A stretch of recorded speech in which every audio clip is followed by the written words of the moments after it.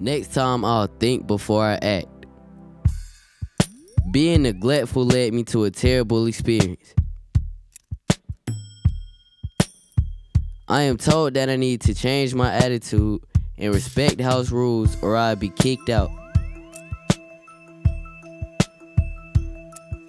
My associates aren't the kind of people I need to be hanging around. Might I add, they are all older than me, so I try to follow in their footsteps. Going from a well-mannered 11-year-old to a misled 12-year-old isn't sitting too well with my mom. She feels that I am out of control. One morning, as my mom leaves for internship, she tells me that she is calling my grandma because she doesn't trust me being home alone all day. I feel that is unnecessary. When she tells me to get freshened up, I refuse. She's had enough of my disrespect. She has my dad pick me up, and that day, I am officially kicked out.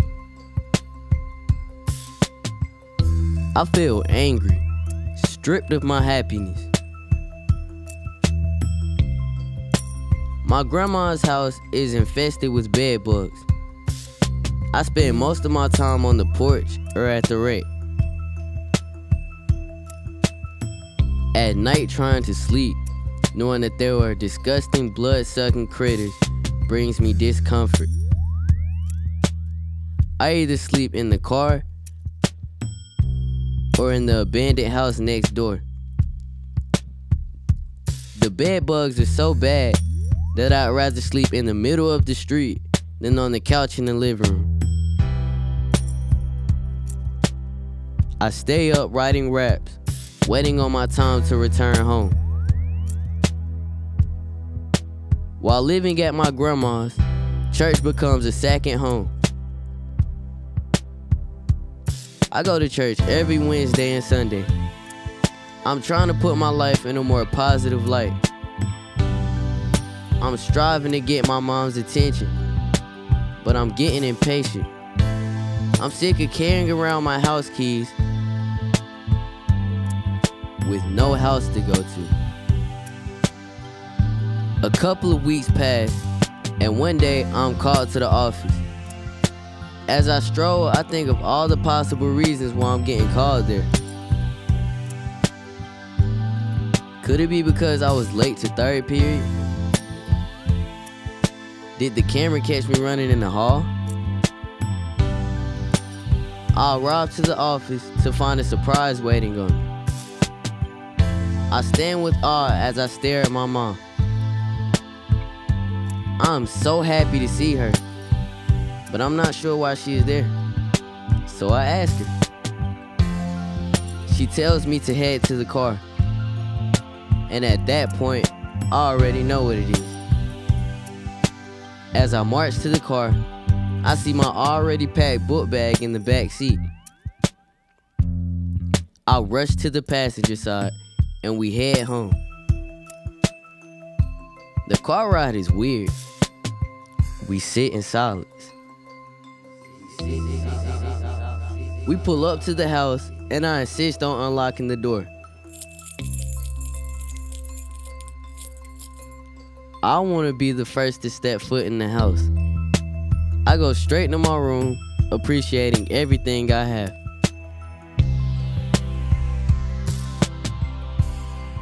I finally lay down worry-free, enjoying the smell of my room lingering in my nose, the beautiful bright sunlight beaming in through my blinds. I yell I love you to my mom, who is sitting in the living room, and I go to sleep. Next time, I'll think about my actions before I act. That way.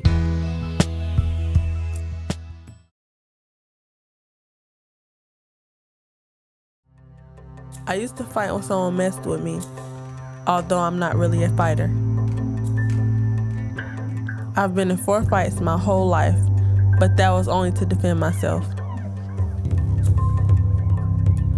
I know that I talk too much, but I guess that makes people mad. I speak whatever comes to my mind. At school, I used to get in trouble every other day. As I got older, I learned how to control my anger. When I would get mad, I would just blow up. Way past the point of being able to control myself. One thing I hate is when I'm being blamed for something I know I did not do. It makes me mad. With the passing of my godmother and the distance between me and my godsister, I felt that I had no one who truly understood me. They were more like a real family to me than anything else. I feel like I'm becoming a better person. I don't get in as much trouble anymore. I learned not to take my anger out on other people. I'm a cool person, just don't take advantage of my niceness. I think about my future a lot.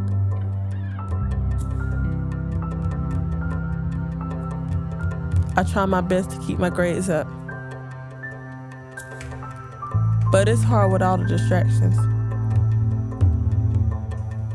My life is not easy, but I'm going to make it out.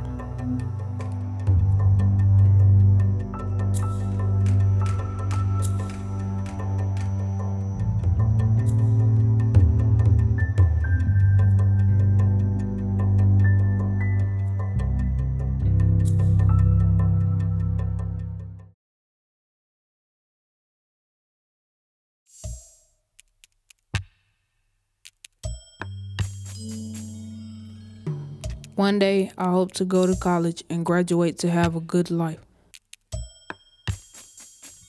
I'll watch the beautiful sunset across the Atlantic Ocean off the balcony of my own back porch. I sit there joyful watching the sunlight fade away. Happy knowing that reading a small chapter book and filling out paperwork got me here. I look through my glass window to see my big, bold trophy sitting up polished. I know that I've done something with my drumline wearing that purple uniform. I wipe out my rivals. They cry. I'm motivated to get up early to watch that candy red sunrise.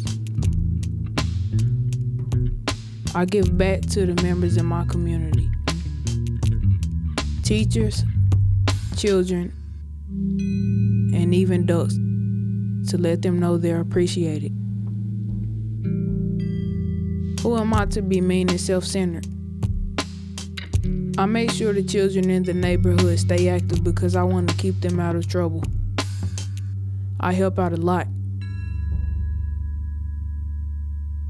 You know where each kid is from by the salty sweat running down their face to the dingy clothes they're dressed in. Many kids barely eat, can't even afford shoes, so you see their bones and toes from the struggle they face. Once they hit the court, it doesn't matter how they struggle because they know they have a place somewhere.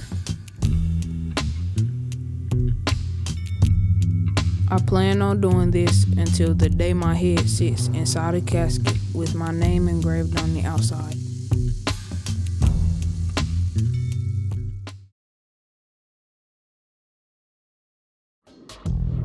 You would think my life came from the gutter, but I actually had a perfect family and a mother. It was the choices that I made. I sold drugs and I joined the gang. It changed me. Happiness turned to anger. I vandalized buildings with the gangbangers. My life was slowly spiraling down. My family lost hope, and I let my kinfolk down. Before I chose that life, I did karate. I wish I was still in it. I just needed to stop being dumb and start making good decisions. My grades started dropping. I stopped liking school. Disrespecting principals because I felt cool. Hot-headed heathen, as people would say. I used to get suspended for fighting every day.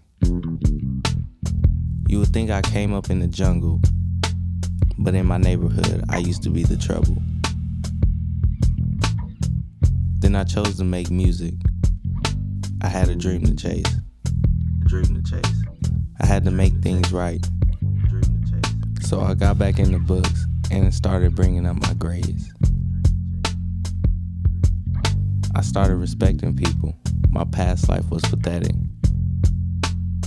I could have ended up dead or surrounded by paramedics. I will never go back to that. I promised myself. That was the old me. I'm back, re-improved. I'm turning my life around. That's the thing I chose to do.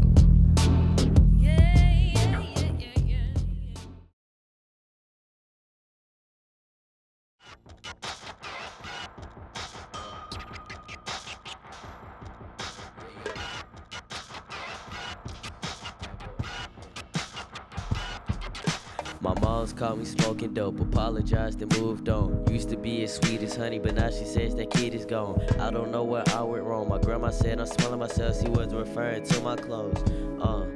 My clothes, which aren't superstar status. My mom's paid for them. I'm grateful to have them. I used to want this and that, but then I stopped asking. I realized that if we had it, then I would have it. Mom said she doing her best, so what I get in flex. Got 600 on that check, and all she still does is stress about my grades, about the bills being paid, about me smelling like strange, cause my brothers did the same. She just want me doing good, and not being like my brothers trying to act hood. I wish I could do this and that to help. She kicked my brothers out, and now I'm by myself. Don't need nobody else, so every single move I make, it gotta be calculated. Everybody peeping, plot, I'm feeling like I'm on fader. Get him for his money, gotta go and do that now or later. Pause, before I do anything, say a prayer. Thought about them lessons I've been taught and everything she's saying. I swear I love my moms, and them lessons are a lifesaver. Yeah, them lessons are a lifesaver. I swear I love my moms, and them lessons are a lifesaver.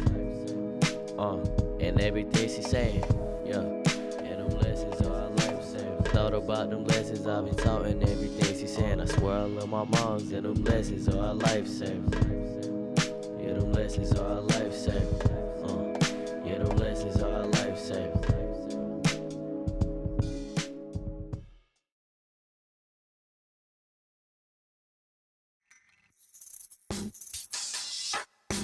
Growing up in New York was hard, especially with the reputation my family had. My dad's side of the family was affiliated with one of the city's most notorious gangs. It was easy for me to want to be a part of something most of my family was proud of. My mom's side of the family was a different story. Most of the men were alcoholics, while most of the women were workaholics. With the women always working, and the men always pissy drunk, there was never much love around.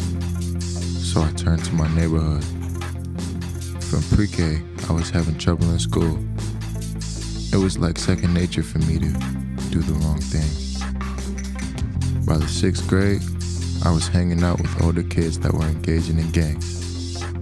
My grandma kept me grounded though. She gave me money, and she encouraged me to go to church. My mom had warned me that my actions would either put me with my father in someone's cell, or worse, in a cemetery. That didn't keep me away from the streets though. Lately I've been more focused. I started taking my music more seriously, because I know it can take me everywhere I want to be. It's something I've always been passionate about. I feel I deserve to be on the stage in the spotlight. I'm hungrier than the homeless man. If I don't focus, I'll end up lonely in the jail cell. I visualize myself being successful every time I go to sleep. My mom always told me I'm full of potential, and my IQ shows me I'm smart. I want to be able to play football next year to give me extra motivation and another positive outlet. Football is also something I'm zealous about. Recently, I've been applying for jobs. Between music, sports, and working, there's little to no idle time. For now, my pencil is my most useful tool, and my microphone is my favorite. My music is the foundation, the building block. Lit a fire inside myself, and it won't go out till I'm living everything I've been dreaming.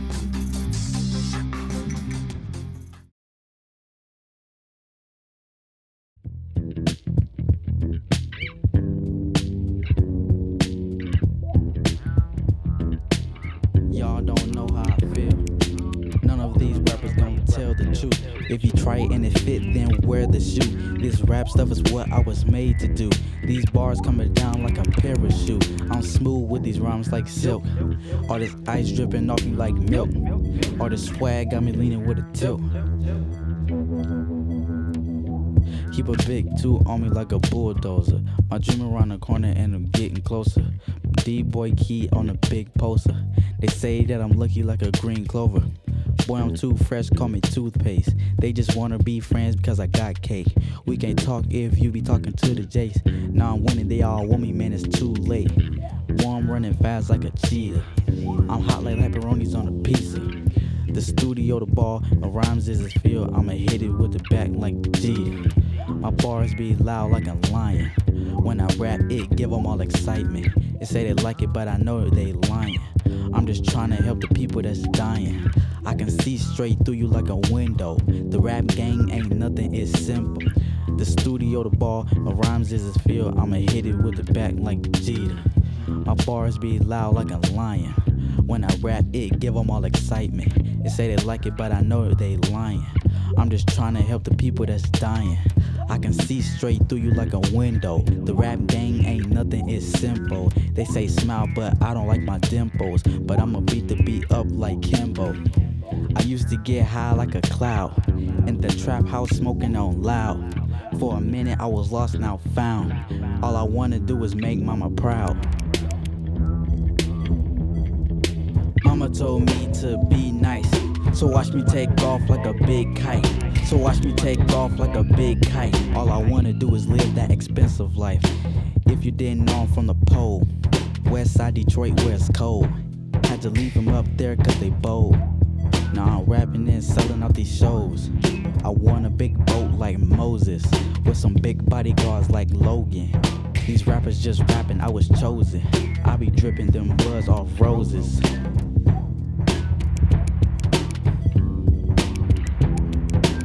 I get high like an eagle. When I was 14, I sold bags of diesel. Even though selling zips wasn't legal, I made a lot of money off of people. I wanna be snapping hard like an alligator. I be going hard like the Terminator. Finna spray these bugs down with the Germinator. Hold on, I'm going up like an elevator.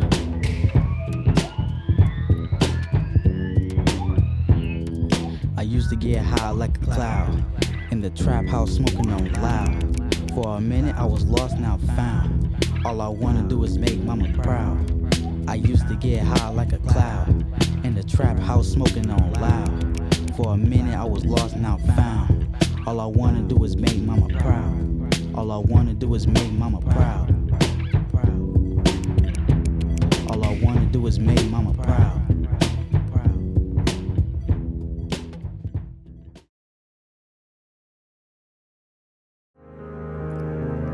There once was this lady. She was very quiet. When she is at home, she will always sit in her rocking chair, rocking constantly. Her name is Star. She had a lot of confidence in herself. She had a tough personality. Star's favorite fruit is strawberries. She is a big fan of flowers. She had a big garden of strawberries and fluffy roses in her front yard. One thing Star hated about her neighborhood was there was always violence. Star was a very happy 55-year-old lady, but when she see people fighting each other over money and drugs, it made her sad, mad, or even made her cry. Since Star was 10 years old, her mom always told her, "Be careful who you come upon." From that day on, she was very aware. One cloudy day, Star was calmly thinking about the violence in her neighborhood. She also was eating a piece of one of her favorite strawberry candies. She was thinking about how she could stop her neighborhood from all the violence that took place. It took Star a whole hour to think of something good, helpful, creative, and fun to bring the neighborhood together at peace. She decided to give a big speech about bringing the neighborhood to peace and a party to celebrate the peace. She knew it was going to work because she had a lot of determination in her work. That night, she went to bed dreaming of her wonderful, juicy plan. The next day, she got up, took a shower, brushed her teeth, put on her clothes. She went outside, got in the car, then started driving down a concrete road. She went to stores to buy supplies for her speech and party. She even bought yellow rubber ducks, even cotton for her game she made up. After that, she went back home. She started setting up posters in her front yard. She set out all her games and stuff. All of a sudden, people started coming down the street, looking at the posters, reading them carefully. Even a man stopped, and he was a runner. Star started to speak about the violence and killings. She said, "Please stop this violence. It's tearing this neighborhood apart." The people listened to her carefully. They said, "Okay, Miss Star." Some people had tears coming from their eyes.